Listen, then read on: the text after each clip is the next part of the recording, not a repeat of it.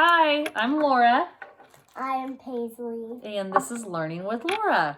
So we are here to show you how to play a cool game called Bump It, originally made by Kim Sutton, who's a math guru. And so today we're going to show you how to play. And then on my website, we have all different versions of the game, depending on how old your child is and what their abilities are. So all the resources are online. I'm going to link you up to that as well. This is Reese. Can you say hi? Hi. We're going to be using some different tools today, but I'm also going to show you if you don't have the tools or if you don't want to buy them, which I'll make available online. If you don't want to buy them, that's fine. There's lots of other different things that you can use with your kids.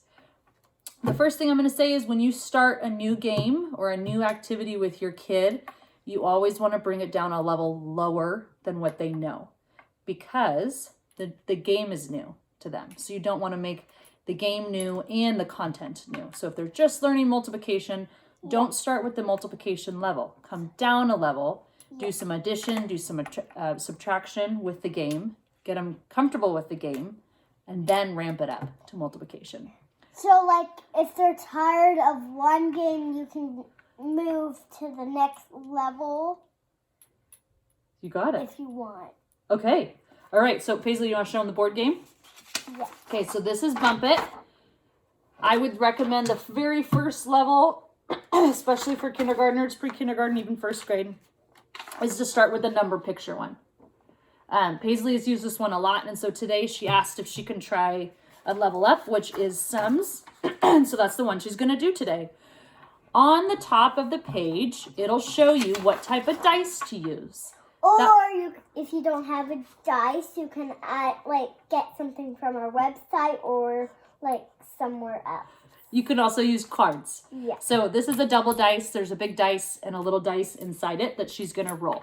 If you don't have a double dice, you can simply roll 2 regular dice to play the game, because you're going to need two numbers for this version. Or you can use cards.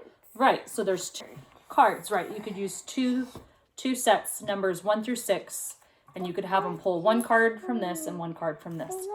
Okay. All right, which one are you going to play with, Reese? Or you can just, take 2 cards from one pile, right?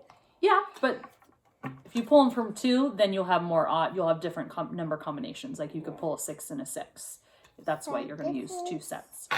So whatever you use, 2 dice, a double dice, cards. If you don't have anything, you can use sticky notes to make your own cards and put them in a hat and pull them out, pull out your numbers. And here we go. All right, go ahead, Paige, roll the dice.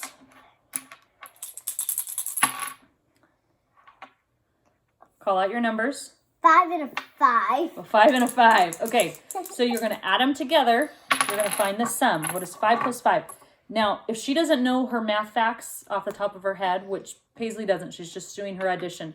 That's why I also put some other tools out here for her if she chooses to use them. A number line is one, some counters. She can use her fingers. Okay, what's 5 plus 5? 10. Okay, so put your marker on 10. She's going to find the square that says 10. So the markers that she's going to use, when I say a marker, I mean like a place marker for a board game. And we have chips, which again will come in our math toolkit. If you don't want to buy them, you don't have to.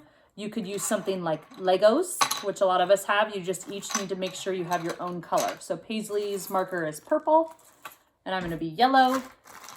She could also do blue Legos to mark her spaces. I could use yellow. Okay, I'm going to roll. Do you want to roll for me? Okay. Roll. Shake it and roll. Here we go. Oh, another double. 1 and a 1. Which is... 1 plus 1 is 2. It's 2. So I'm going to put it on 2, and she's going to check it to make sure I got it. Okay. All right, your turn. 4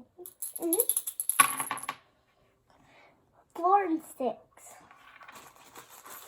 So 4 is the outside and 6 is the inside. Okay.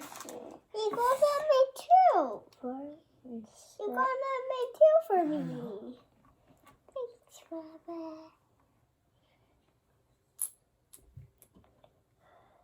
10. Okay. So she found another square that has 10 on it. Oh, nope, what'd you do instead? So if you want to do 2, and somebody else gets 10 and there's not another 10 on the board, you can they can take one off like this, but then they can't take the other one off. So Okay. it's like it's locked, but not really locked. All right. So let's show them what the game board looks like now. Leslie got a 10 and she decided instead of putting it here, she's going to put it here for some protection, right? Okay, my turn. Let's see, I got a 1 and a 6. Got 7. Paige, can you check it? Is that right? Hey. Yep. Okay, roll the next one. Different, we've been playing for a while now. So I'm going to roll and I'm going to show you what happens next. Okay, so I rolled and I got a 9. So I can either put it on here and protect my other 9, my yellow piece, or I can come over and I could bump Paisley off, that's why it's called bump it, and put it here on 9. And then if she rolls, and let's say she gets an 11. Paisley, what would you do if you got an 11? What would be your choices? Look if mommy has an 11, or find another 11. Okay, so put it down. Find an 11. I already got an 11, so and you see there's another 11 right here. I am just gonna do like this. For some protection, right? So if I roll 11 next, or if it's my turn, I can only bump off 1. I don't even get to put a chip down. Or you can put it on. Or I can put it here. Then as we continue to play, let's say Paisley rolls a 10. Where would you put yours? I already have a protection here. If I wanted to lock it up so nobody could get it, I would do 3. Right. So if there's 3 on there, then it's locked. That means she can't get bumped. She owns the square. How do you win the game? You play as long as you want. You can play until whoever, you have a time limit. You could play for 10 minutes.